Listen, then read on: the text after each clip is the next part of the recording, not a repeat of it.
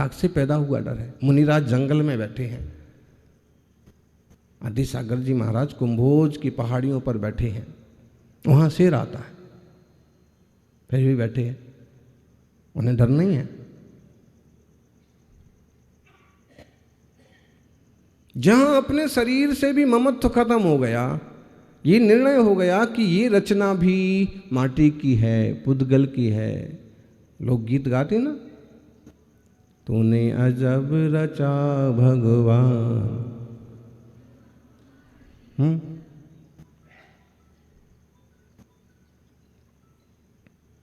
बहुत अच्छे से गाते हैं।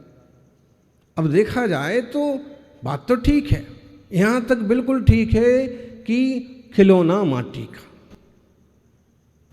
फिर हमको थोड़ा अंतर यहां पड़ेगा कि तूने रचा, और कहेंगे भगवान तूने रचा। जैन सिद्धांतों को समझने वाला कहेगा नहीं, तूने नहीं रचा, तेरी क्या गलती है। अगर मैं इंसान हूं तो इसमें आपका कोई रोल नहीं है।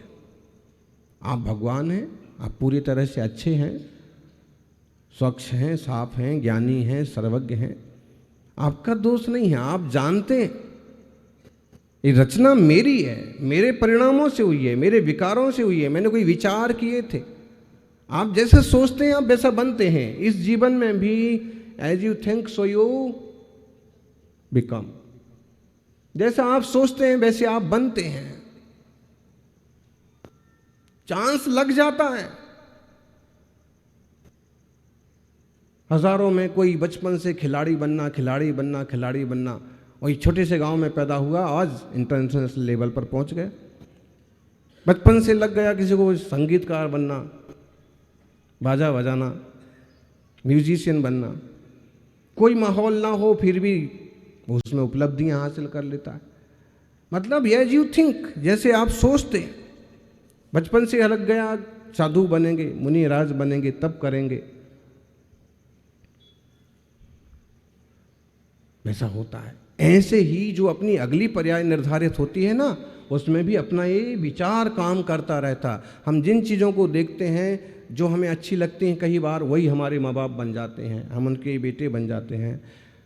और इंसान का चोला है तो ठीक, और अगर जानवर का चोला हो गया, जानवर जैसे विचार हुए, जानवर जैसा व्यवहार हुआ, तो वो भी भोगना पड़ेगा।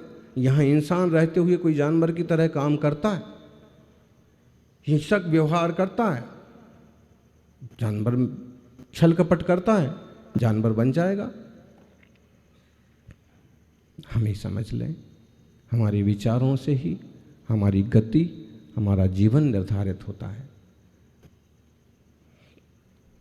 इसलिए बनाया किसी ने नहीं है, आपके कर्म से, आपके विचारों से आप बने हैं। लेकिन इसमें ये जान लेना जरूरी है कि मिट्टी से बने हैं, मिट्टी के 1000 रूप हो सकते हैं। आजकल वो रोबोट भी इस टाइप का आने वाला है, आ गया है कि एकदम इंसान की तरह हरकतें करेगा, इंसान की तरह कान होंगे, इंसान की तरह नाक होगी, ऐसे ही हाथ मूड करेगा, ऐसे ही सब कुछ होगा। अगर किताबों से ज्ञान होता तो अभी तक पुस्तक बेचने वाले सबसे ज़्यादा बड़े पंडित कहलाते। किताबों से ज्ञान नहीं होता है, तो गुरुओं से ज्ञान होता है। अगर गुरुजनों से भी ज्ञान होता तो उन्हीं गुरु जी ने हमें पढ़ाया था, और हमारे साथ और भी 18 बच्चों को पढ़ाया था। 8वीं 10वीं की बात है, विभव सागर जी भी थे, उसमें से पास हुए 3, और फक्र से कह सकते हैं कि पहला नंबर हमारा था। लेकिन दुख से कहना पड़ता है कि परसेंटेज केवल 41-42 ही थे। आजकल के जब बच्चे जब परेशान होकर आते हैं ना, कहते कि महाराज जी खूब मेहनत की थी लेकिन मेरे को तो सिर्फ 95% ही मिले, 96 ही मिले, और वो रोता है, दुखी और परेशान होता है, मैं तो इतनी मेहनत की थी, मुझे 100 मिलना, 99 मिलना चाहिए थे। तो मैं कहता हूँ कि इतने परेशान और दुखी क्यों होते हो? तुम्हारी जगह हम होते तो इतने में 3 बार पास हो जाते, एक आध बार ग्रेस लग जाता, थोड़ा सा। तो वो पढ़ाया तो गुरुजी ने सबको। आचार्य श्री ये कह रहे यत परई प्रतिपाद्यो हम यत परान प्रतिपादये उत्मत्त चेष्टतम तन्मय यदहम निर्विकल्प का। मैं जो दूसरों को समझाता हूँ, मैं जो दूसरों को पढ़ाता हूँ, मैं दूसरों के द्वारा समझाया जाता हूँ, मैं दूसरों के द्वारा सिखाया जाता हूँ, ये पागलों की तरह चेष्टा है। बोले क्यों? क्योंकि मैं तो निर्विकल्प आत्मा हूँ, ज्ञान घन चैतन्य आत्मा हूँ। आत्मा ज्ञान दर्शन स्वभाव वाला है। यह अपनी योग्यता से सीखता है, समझता है, सिखाता है, समझाता है। दुनिया में सिखाने और समझाने वालों की भीड़ लगी हुई है और मोटिवेशनल स्पीकर्स का तो बाजार बहुत बड़ा हो गया है आजकल। कहते हैं जिन्हें कोई काम नहीं मिलता है वो मोटिवेशनल स्पीकर बन जाते हैं। कोई है तो नहीं तो बुरा लग जाएगा। कोई और काम ना सूझा तो बातों का व्यापार, लेकिन इसमें भी बातें तो आना चाहिए।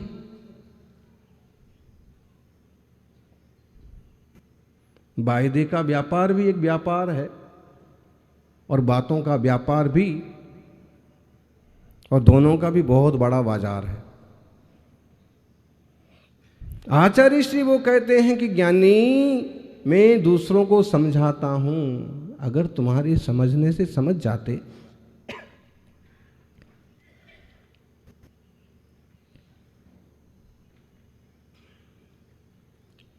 तुम्हारे समझने से समझ जाते तो परिवार में जो माहौल बन गया है वो बन पाता क्या? बेटा मन का कर रहा है, छोरी मन का करती है, आप सहन नहीं कर पाते। बहुत सारी माओं का दुख तो यही है कि इतना समझाते हैं लेकिन ये अभी तक गधे का गधा ही है। जब पैदा हुआ था तभी आदमी का बच्चा था, क्योंकि मां से पैदा हुआ था, लेकिन फिर भी तुम्हें इतना पढ़ाया, इतना ट्यूशन्स लगाया, लेकिन तुम अभी भी, वो कभी कभी तो बाप भी नाराज होकर चिल्ला पड़ता है, गधे के बच्चे।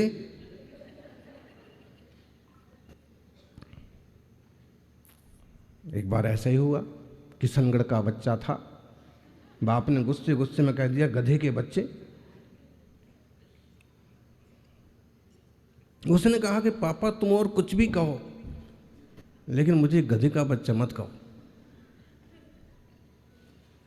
उन्होंने कहा जबान लड़ाता है सुअर के बच्चे। बच्चे ने कहा कि पिताजी और बिल्कुल ये तो आप कहिए ही मत, मुझे इतनी बड़ी गाली मैं कहूँगा। कहो, तुम वहीं पर ही पड़ रही है। बोले गाली तुम्हारे ऊपर ही आ रही है। लोग सोचते नहीं हैं। अगर समझाने से समझाने से समझते हैं, जब निमित्त नैमित्तिक संबंध बैठ जाता है, जब दोनों की योग्यता बराबर बैठ जाती है तो समझाने से समझते हैं। आप अगर इस बात को सिर्फ इस निश्चय नय की बात को ही एकदम पकड़ लेंगे तो भी बात नहीं बनेगी। जैसे आचार्य महाराज कह रहे हैं कि मेरा स्वभाव तो निर्विकल्प है, ना मैं किसी को समझाता हूँ और ना मुझे कोई समझा सकता है। उनका आशय ये है कि आप स्वसंवेदन करो, स्वरूप में शांत, सहज और आनंदित रहो। फिजूल में समझने समझाने के चक्कर में मत पड़ो। कई बार लगता है ना लोगों को, हैं? एक त्यागी जी बहुत ज़्यादा फ़ोन पर लगे हुए थे। हमने उनको समझाया। ये हम समझते हैं कि समझाने से समझ नहीं आता, फिर भी हमने समझाया।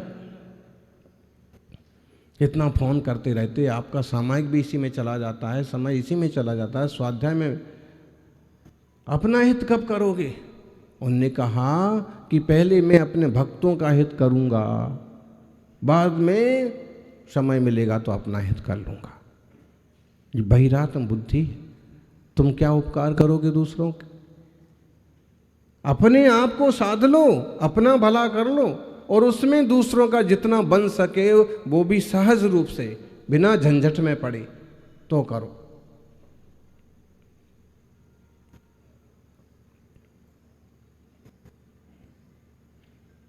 भाव समझना। माँ बेटे को समझा दिया, बेटी को समझा दिया, आपने बता दिया कि ऐसा करोगे तो अच्छा होगा, ऐसा करोगे तो बुरा होगा, इसके फ़ायदे हैं, ये नुकसान है, और इसके बाद अगर वो न समझे तो आप अपना दिमाग खराब नहीं करना। इस सूत्र के आधार से हम अपनी रक्षा कर सकते हैं। गुरु ने शिष्यों को समझा दिया कि इस रास्ते से चलने से ऐसा होगा, ऐसा करने से ऐसा होगा, इससे आपकी शोभा बनेगी, इससे आपकी निंदा होगी। अब समझना ना समझना तुम्हारे ऊपर है। समझ करके उस रास्ते पर चलने लगे तो भी मैं सहज हूँ, ठीक है भाई तुम्हारा उपकार हो रहा है। और अगर आप उल्टा उल्टा करने लगे तो मुझे उबलने की कोई ज़रूरत नहीं है। अक्सर कर लोग इसी पर उबल पड़ते हैं, मैंने कहा था ऐसा नहीं करना, तूने क्यों किया? मैंने कितने बार कहा था कि आज जो है मूंग की दाल ही बनाना, बड़ी मारा जा सकते हैं चौके में, तूने अरहर की क्यों बनाई? हो गया। अब समझ लिया जाए कि दोनों बना ली, समझ लिया जाए कि ठीक है इसके हमने समझाया था, इसके नहीं समझ में आया।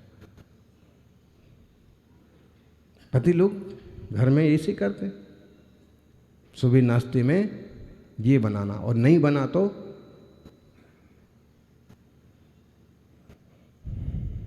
झगड़ा चालू करते हैं।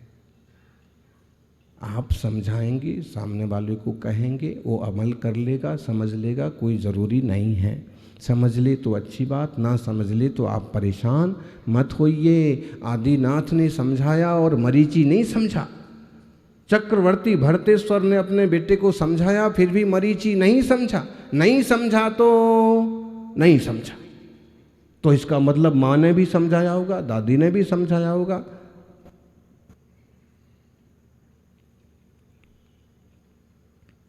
इसलिए निश्चय नहीं से ऐसे कहते हैं कि समझाने से समझ नहीं आता, जब समझे तब स्वयं समझ जाता। जिन वाणी भी किसे जगाती है, जब जागे तो समझ में आती है। आदिश्वर समझाया, मारीची बोराया। माने कोई किसी की क्यों कही, कोई किसी की बात क्यों माने? क्योंकि आत्मा अनंत गुणों का धनी, प्रत्येक अपने आप में परिपूर्ण है और अपनी होनहार से बदलते रहते हैं। ये निश्चय मार्ग को समझ लेने से इतना होगा कि आपकी बात अगर कहीं कट जाए, मिट जाए, तो भी आप इस तरह के ज्ञानी होने से परेशान नहीं होंगे। बाकी आप व्यवहार का कर्तव्य करेंगे। मुझे गुरुवर सन्मति सागर ने पढ़ाया, उनको मेरा वंदन। इसमें ये नहीं हो कहूँगा कि कोई किसी को पढ़ाता ही नहीं है, कोई किसी को क्या दीक्षा देगा, ऐसे नहीं। व्यवहार व्यवहार के ढंग से चलेगा, निश्चय निश्चय के ढंग से चलेगा। निश्चय को समझ लेने से जीवन में अपूर्व शांति आती है कि ऐसा नहीं भी हुआ। गुरुवर ने तो खूब समझाया, 50 शास्त्र याद करवाए थे और आज 25 ही याद रह गए हैं, बाकी भूल गए। इसका मतलब है कि उनने तो चाहा था कि पूरे के पूरे शास्त्र हो जाएं, लेकिन उनका पूरा पढ़ाया माथे में नहीं उतरा। लेकिन ये भी है, व्यवहार तरफ से विचार करो कि उस दशा का, उस दिशा का पुरुषार्थ किया तो कुछ तो शास्त्र याद हुए, कुछ तो उपलब्धि हुई। गुरु शिष्य की उपलब्धि बहुत बड़ी उपलब्धि है। लेकिन सर्वथा ऐसा नहीं है। अनपढ़ व्यक्ति होते हैं, उसी क्लास के लोग पीछे रह जाते, उसी में कोई होशियार निकल आते हैं। एक गुरुजी थे, स्कूल में पढ़ाते थे, अच्छा पढ़ाते थे। गांव में एक ही स्कूल था, एक ही गुरुजी थे, 2-3 क्लास जो भी बनती थी वो अकेले ही पढ़ाते थे। एक दिन पढ़ा रहे थे कि धोबी जो है, कुम्हार जो है, अपने गधे को ढूंढते ढूंढते स्कूल के पीछे आ गया। गुरुजी जोर जोर से चिल्ला रहे थे, एक लड़के को पीट रहे थे, मैंने तुम्हारे जैसे कई लोगों को गधे से इंसान बना दिया। गुरुजी ने सुना, खिड़की में से दिख तो नहीं रहा था अंदर क्या हो रहा है, लेकिन सुनाई पड़ा कि गधे से इंसान बनाए जाते। तो उसने कहा है आपने घर में भी गधे तो खूब हैं, लेकिन इतने साल बीतने के बाद भी बच्चा कोई नहीं हुआ। ये भी परेशान करती रहती है कि बच्चा नहीं है, बच्चा नहीं है। क्यों ना अपन एक गधा ला करके और अपना उसका इंसान बनवा ले। भोले भाले गांव के लोग और घर जाकर के और घरवाली से मशवरा किया, जैसे ही उनकी घरवाली। उसने कहा अगर ऐसा हो जाए तो भगवान का लाख लाख शुक्र, गधे अपने यहाँ कौन से कम है, एक को ले जा करके और आप ले गए। गुरुजी भी ऐसे परेशान थे, 3-3 4-4 क्लास लेते हैं और पगार जो वेतन के नाम पर जो 1000-500 रुपये थमा देते हैं। उनने कहा चलो एक तो अच्छा हुआ, इसके यहाँ तो वैसे ही बहुत गधे हैं। उनने कहा ठीक है तुम इसको यहीं छोड़ दो, अगले 6 महीने में इसको हम इंसान बना देंगे। वो छोड़ दिया, चला गया। गुरुजी ने भी किसी आदमी के हाथों 25-50 रुपये में गधा बेच करके पैसे जेब के हवाले किए। 6 महीने हो गए, आए वापिस हमारा बेटा। उन्होंने कहा कि बन तो गया है इंसान, लेकिन वो है शहर में पढ़ने गया है। 6 महीने बाद आना। वो 6 महीने बाद फिर आ गए। बोले वो बन गया है बहुत बड़ा, यहाँ तक कि अब तो वो जो है कलेक्टर बन गया है और उसकी ड्यूटी जो है मुख्यालय अजमेर में लगी। गया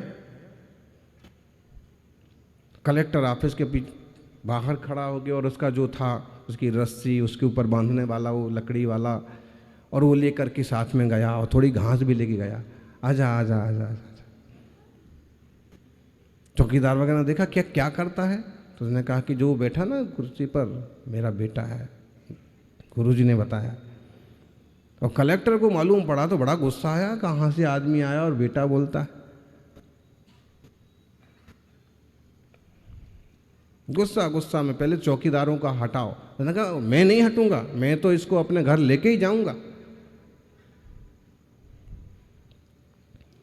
जैसे ही उसने कलेक्टर का हाथ पकड़ा, कलेक्टर को भी गुस्सा आया, उसने एक लात दी उसको। उसने कहा बेटा गुरुजी ने वाकई तो सही पढ़ाया, लेकिन अभी तक तेरे को लात मारना नहीं छुटाया। पहले भी तू मारता था और अभी भी।